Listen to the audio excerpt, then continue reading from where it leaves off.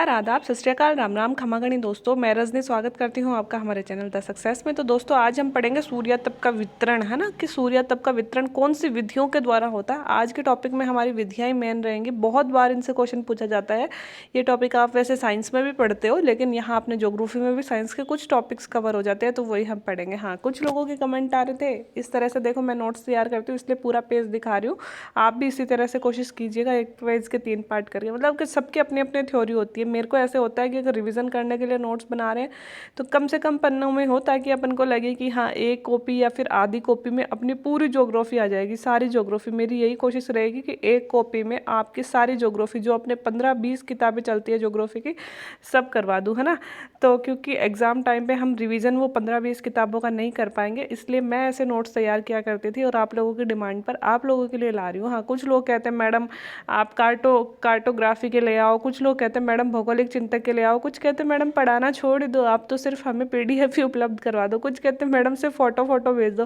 भाई इतना नहीं होगा। देखो, मैं खुद अभी ये पुराने नोट्स मैं आपको नहीं अवेलेबल करवा रही हूँ, आपके लिए मैं खुद फिर से पढ़ रही हूँ, क्योंकि पुराने नोट्स के हैंड राइटिंग आप नहीं समझ पाओगे, ठीक है।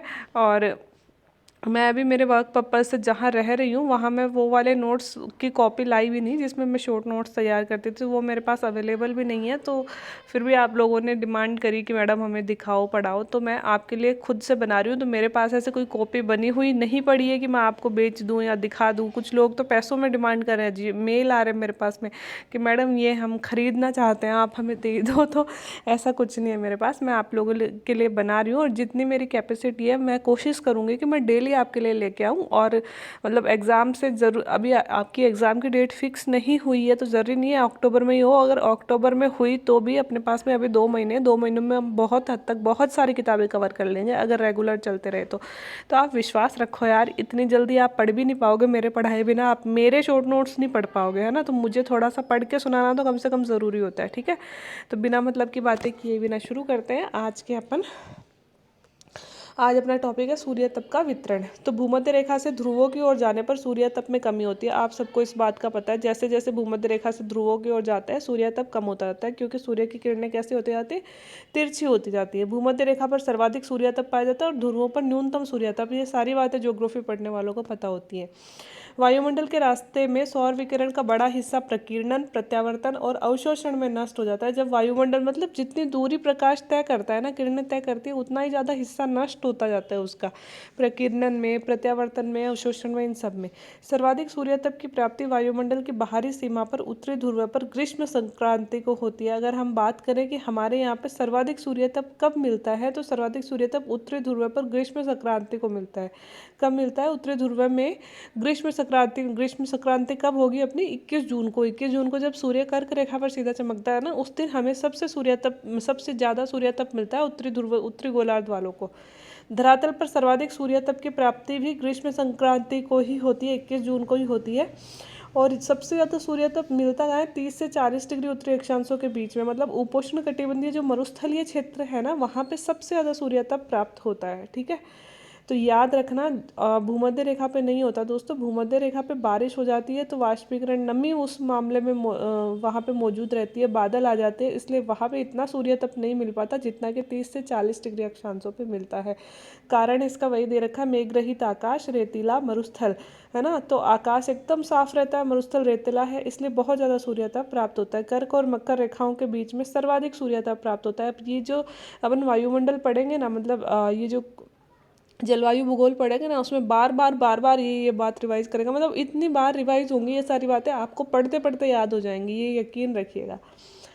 तो हमने पढ़ लिया कि कर्क और मकर रेखाओं के बीच सर्वाधिक सूर्यतप पाया जाता है क्योंकि आकाश मेघ रहित रहता है और रेतीला मरुस्थल है। कारण वर्ष भर सूर्य की किरणें लंबवत पड़ती है। आपको पता ही है कि 21 जून को सूर्य कर्क रेखा पर चमकता है, फिर 21 मार्च को, फिर 23 सितंबर, 21 मार्च को 2 बार भूमध्य रेखा पर आता है, 21 जून को कर्क रेखा पर, 22 दिसंबर को कहाँ, मकर रेखा पर।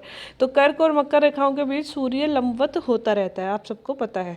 अब सूर्यतप को नियंत्रित करने वाले कारक, ठीक है। सबसे पहला है प्रत्यावर्तन। किसी भी वस्तु के, अब सबसे पहले मैं ये बताऊंगी प्रत्यावर्तन होता क्या है। किसी भी वस्तु की सतह पर पहुंचने वाले विकिरण के जितने भाग का वापस परावर्तन हो जाता है उसे ही हम प्रत्यावर्तन भी बोलते हैं, उसे ही हम एल्बिडो भी बोलते हैं, काशानुपात भी, और धवलता भी। धवलता लिखा हुआ है। तो मतलब कोई भी वस्तु पे सूर्य की किरणें आई, कुछ भाग तो वो अवशोषित कर लेती है और कुछ भाग वो वापस लौटा देती है, मतलब परावर्तित कर देती है, उसे ही प्रत्यावर्तन बोलते हैं, उसे ही हम ज्योग्राफी की लैंग्वेज में एल्बिडो, काशानुपात, धवलता बोलते हैं। हर एक धरातल सरफेस का अलग अलग होता है काशानुपात। हिमाच्छादित धरातल का सबसे ज़्यादा 75 से 90%, बादलों की सतह का सब उससे कम 70 से 80%, रेगिस्तान का 20 से 30%, घास क्षेत्र का 15 से 35%, शुष्क क्षेत्र का 15 से 25%, आर्द्र भूमि का 10%, काली मृदा का 8 से 12%। ठीक है, तो आप एक दो याद रखिएगा कि बादलों से बहुत ज़्यादा प्रत्यावर्तन होता है, हिमाच्छादित मतलब बर्फ से बहुत ज़्यादा प्रत्यावर्तन होता है, रेगिस्तान से भी बहुत ज़्यादा प्रत्यावर्तन होता है। पूर्ण मेघाच्छादन के समय सूर्य के प्रकाश में कमी का मूल कारण प्रत्यावर्तन है, ना कि अवशोषण। बहुत इंपॉर्टेंट बात है और बहुत बार पूछी जाती है। दोस्तों देखो, यहाँ पे हम हैं, ठीक है, और हमारे अभी पूरे रूप से बादल छाए हुए हैं। तो बादल छाए हुए हैं तो हम क्या सोचेंगे, हम ये सोचेंगे कि हमारे ना आज सूर्य का प्रकाश कम मिल पा रहा है ना, क्योंकि बादल हो रहे हैं और सूर्य का प्रकाश कम मिल पा रहा है। इसके कारण क्या हो रहा है, इसके कारण मतलब प्रकाश की कमी हो रही है। लेकिन होता क्या है एक्चुअली में, जब बादल बहुत घने होते हैं तो बादल क्या करते हैं, सूर्य के प्रकाश को आने मतलब प्रत्यावर्तन कर देते हैं, अपने में सोखते कम है। हमने क्या पढ़ा, बादलों का एल्बिडो बहुत ज़्यादा होता है, तो वो वापस लौटा देते हैं, प्रत्यावर्तित कर देते हैं, ना कि अवशोषण करते हैं। तो हम ये सोचें कि पूर्ण मेघाच्छादन जब होता है, मतलब बादल जब छाए होते हैं, तो सूर्य के प्रकाश में कमी का कारण हम ये सोचें कि अवशोषण होता है, मतलब कि भाई उन्होंने अवशोषित कर लिया बादलों ने सूर्य के प्रकाश को, है ना, अपने में ढक लिया। वो नहीं होता, वो लौटा देते हैं, आने नहीं देते सूर्य के प्रकाश को। तो इसका कारण अवशोषण नहीं, परावर्तन होता है। अगर सूर्य लंबवत मतलब 90 डिग्री पे होता है तो प्रत्यावर्तन न्यून होगा। उच्च कोण जब बनाएगा ना सूर्य, तो प्रत्यावर्तन क्या होगा, न्यून होगा। मतलब सूर्य एकदम सर पे चमक रहा है ना, एकदम मतलब यहाँ हम खड़े हैं और यहीं सूर्य चमक रहा है, एकदम सर पे चमक रहा है, एकदम सर पे चमक रहा है, तब प्रत्यावर्तन क्या हो जाएगा, कम हो जाएगा। और जैसे जैसे कोण कम होगा, अब जब एकदम सर पे होगा तो 90 डिग्री होगा, और जैसे जैसे यहाँ पे हम खड़े हैं और यहाँ पे सूर्य चमक रहा है, ये 90 डिग्री है, तो प्रत्यावर्तन 0 होगा।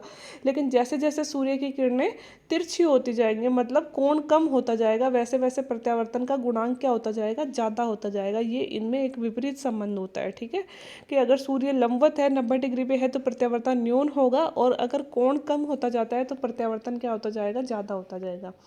इसमें कुछ एग्जाम्पल मतलब बताया भी गया है कि 0 डिग्री पर 99% अल्बिडो हो जाता है।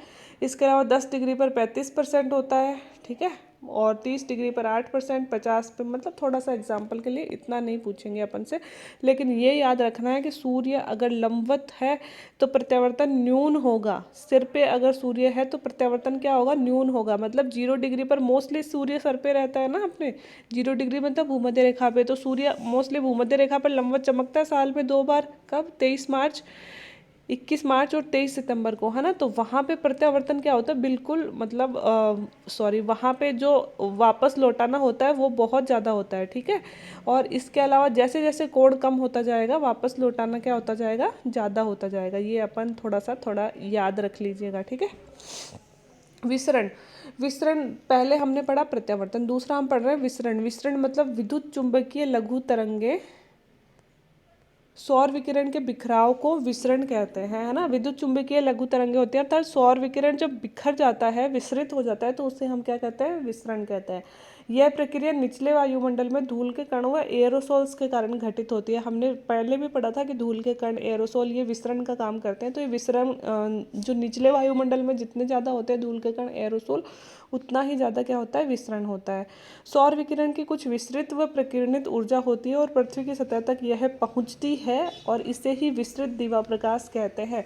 सौर विकिरण की कुछ विस्तृत ऊर्जा जो होती है, मतलब सूर्य जब मतलब किरणें विस्तृत होती हैं, मतलब बिखरती हैं, तो उसकी कुछ ऊर्जा पृथ्वी तक भी पहुंचती है, जिसे हम विस्तृत दीवा प्रकाश कहते हैं। विस्तृत प्रत्यावर्तन जो होता है, मतलब विसरण करके जो किरणें प्रत्यावर्तित होती हैं, वह वर्णनात्मक होती हैं। बहुत बार पूछा गया दोस्तों एक क्वेश्चन कि विस्तृत दीवा प्रकाश क्या वर्णनात्मक होता है। जी बिल्कुल वर्णनात्मक नहीं होती है, वर्णनात्मक नहीं होता। विसरण प्रत्यावर्तन के कारण जो होता है वह हमें सूर्य और आसपास का जो आकाश है वह सफ़ेद दिखाई देता है। इसी कारण से कोहरे के अंदर छिपा हुआ सूर्य सफ़ेद दिखना और चंद्रमा के पीछे अंधेरे भाग का भी सफ़ेद दिखना, ये दोनों एग्जाम्पल किसके हैं, विसरण के एग्जाम्पल हैं। अब जो प्रकीर्णन होता है, प्रकीर्णन वायुमंडल में विद्यमान कणिकीय पदार्थों व गैसों के अणुओं पर प्रवेशी और सौरिक विकिरण के कुछ भाग का बिखराव हो जाता है, यह प्रकीर्णन होता है। मतलब वायुमंडल में जो कणिकीय पदार्थ होते हैं, गैसीय कण होते हैं, उनसे सौर विकिरण के कुछ भाग का बिखराव हो जाता है, जिसे हम क्या कहते हैं, प्रकीर्णन। विसरण में भी बिखराव होता है, प्रकीर्णन में भी बिखराव होता है, लेकिन विसरण में जो बिखराव होता है वो वर्णात्मक नहीं होता और प्रकीर्णन में यह चयनात्मक या वर्णनात्मक होता है। इसी कारण से सूर्योदय और सूर्यास्त के समय आकाश का लाल दिखाई देना होता है। 3 चीजें अपन ने पढ़ ली, प्रत्यावर्तन, विसरण और प्रकीर्णन। अब चौथा है अवशोषण। प्रवेशी ऊर्जा का कुछ भाग किसी वस्तु या तत्व द्वारा धारण या आत्मसात करना अवशोषण कहलाता है। अवशोषण करने वाले पदार्थ का तापमान बढ़ जाता है। मतलब सूर्य की कुछ किरणें जब किसी भी वस्तु या पदार्थ या धरातल पर पड़ती हैं तो वह कुछ तो वापस लौटा देता है, लेकिन कुछ का वह मतलब आत्मसात कर लेता है, मतलब सोख लेता है, अवशोषण कर लेता है। ठीक है, और अवशोषण करने पर उस वस्तु का तापमान कैसा होगा, ऑब्वियसली बढ़ जाएगा। निचले समताप मंडल में ओजोन गैस का अवशोषण, जैसे हमने पढ़ा था कि पराबैंगनी किरणों का अवशोषण करती है ओजोन गैस, और इसलिए समताप मंडल का तापमान क्या होता है, बढ़ जाता है। ठीक है, निचले वायुमंडल में जलवाष्प द्वारा अवरक्त तरंगों का अवशोषण, तो हमने ये भी पढ़ा था कि जो जलवाष्प है वह हमारे निचले वायुमंडल में पाई जाती है और पृथ्वी से जो पार्थिव विकिरण होता है उसका जलवाष्प अवशोषण कर लेती है, इसलिए हमारा निचला वायुमंडल ज़्यादा गर्म रहता है। इसी कारण शुष्क माह के बजाय आर्द्र माह का तापमान ज़्यादा, क्योंकि आर्द्र माह में क्या होता है दोस्तों, जलवाष्प होती है, और जलवाष्प क्या होती है, ज़्यादा मतलब पार्थिव विकिरणों को सोखती है। इसलिए हम नहीं देखते कि बारिश आ गई और फिर भी गर्मी ज़्यादा बढ़ गई, क्यों, क्योंकि जलवाष्प मौसम में मौजूद है, ज़्यादा मौजूद है, तो वो ज़्यादा पार्थिव विकिरणों को सोखेगी, इसलिए ज़्यादा गर्मी हो जाएगी। पृथ्वी का औसत काशानुपात या एल्बिडो की बात करें तो वो 35% है। पृथ्वी पर आने वाले सौर विकिरण व बाहर जाने वाले विकिरण के मध्य संतुलन एक समान नहीं होता है। यह जरूरी नहीं है कि जहाँ मतलब जिस धरातल पर जितना हमें सूर्य तप मिल रहा है वह उसी धरातल से उतना लौटा दिया जाता है। हालांकि संतुलन होता है, ऊष्मा बजट अपना होता है, लेकिन हर एक धरातल के अवशोषण और लौटाने का अनुपात अलग अलग होता है। जैसे कि 40 डिग्री अक्षांशों के बीच की अगर बात करें, 10 से 40 डिग्री मतलब 10 से 40 डिग्री अक्षांशों के बीच की बात करें तो प्राप्त ऊष्मा नष्ट ऊष्मा से ज़्यादा होती है। 0 से 40 डिग्री अक्षांशों के बीच में क्या होती है, प्राप्त तो ज़्यादा होता है सूर्य तप और वापस कम जाता है। जबकि 40 से 90 डिग्री अक्षांशों की बात करें तो प्राप्त प्रवेशी विकिरण के बजाय नष्ट ऊष्मा जो होती है वह ज़्यादा होती है, मतलब मिलता तो कम है और नष्ट ज़्यादा होती है। ठीक है, अब थोड़ा सा तापमान के बारे में पढ़ लेते हैं। तापमान को अगर ऊष्मा की हम परिभाषा देना चाहें तो ऊष्मा ऊर्जा का एक रूप है। यह किसी तत्व या वस्तु में निहित ऊर्जा की मात्रा को बताती है। तो ऊष्मा ऊर्जा का ही एक रूप है और वह किसी भी वस्तु में ऊर्जा की मात्रा को बताती है। ऊष्मा का स्थानांतरण, ये तीनों विधियां बहुत इंपॉर्टेंट है। 3 विधियों से होता है, विकिरण, चालन और संवहन। हमसे पूछा जाता है कि हमारा वायुमंडल कहाँ से कैसे गर्म होता है, कौन सी विधि द्वारा गर्म होता है, इस तरह से पूछा जाता है हमसे। तो विकिरण विधि क्या होती है, जब ऊष्मा का स्थानांतरण बिना किसी माध्यम के हो, सूर्य से प्राप्त ऊष्मा के विकिरण के रूप में धरातल गर्म होता है। सूर्य से प्राप्त ऊष्मा से विकिरण विधि द्वारा धरातल गर्म होता है।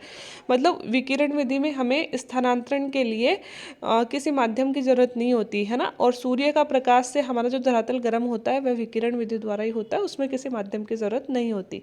दूसरा, इस विकिरण के 2 भाग किए हमने, पार्थिव विकिरण और प्रतिलोम विकिरण। पार्थिव विकिरण पृथ्वी गर्म होने के बाद में ऊष्मा छोड़ती है, इसका अवशोषण वायुमंडल में विद्यमान जलवाष्प और गैसों द्वारा कर लिया जाता है, इससे वायुमंडल गर्म होता है और 20% ऊष्मा विकिरण विधि से पृथ्वी को यहाँ से प्राप्त होती है। देखो, जब सूर्य तप आता है तो पृथ्वी उसको सोख लेती है ना, और फिर पृथ्वी खुद किरणें छोड़ती है। हमने पढ़ा था ना कि पृथ्वी खुद विकिरण छोड़ती है, जिन्हें हम पार्थिव विकिरण कहते हैं। और जब पृथ्वी से विकिरण वापस लौटा रही होती है तो हमारे निचले वायुमंडल में जो भी गैसें और जलवाष्प होती है वो उसको सोख लेती है, जिससे हमारा निचला वायुमंडल गर्म बना रहता है। और 20% जो वायुमंडल गर्म होता है वह इस विधि से होता है।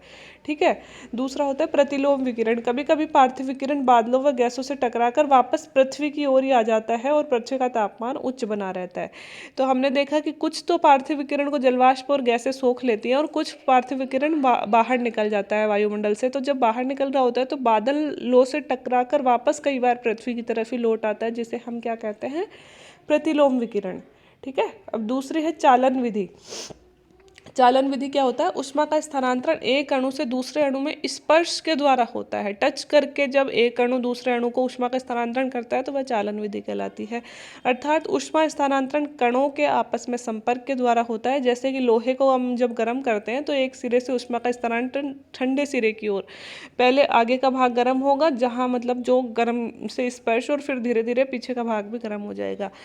तो अगर हम अपने वायुमंडल को देखें तो धरातल के गर्म होने पर इसके संपर्क में आने वाली वायु भी गर्म हो जाती है। इसे उष्म या संपर्क शीतलन भी बोलते हैं। मतलब पहले अपना धरातल गर्म होता है, फिर कणों का स्थानांतरण होने लगता है और इसके संपर्क से हमारा निचला वायुमंडल भी गर्म होने लगता है।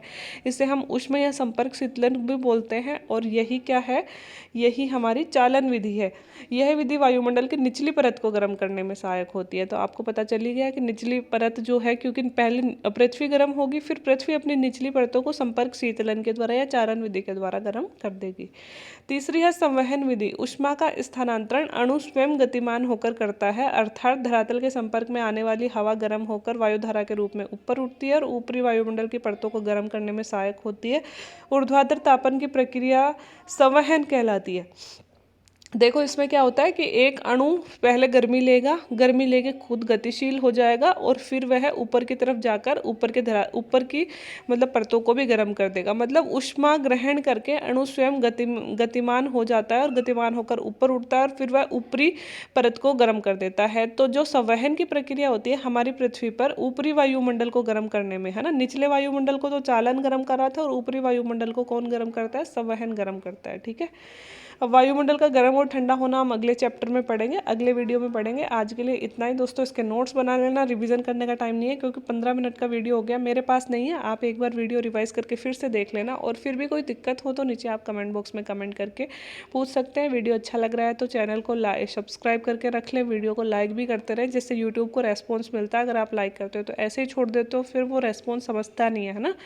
और बाकी चैनल को शेयर भी कर दें अगर आपको यूज़फुल लग रहा है। बाकी वीडियो देखने के लिए थैंक यू सो मच।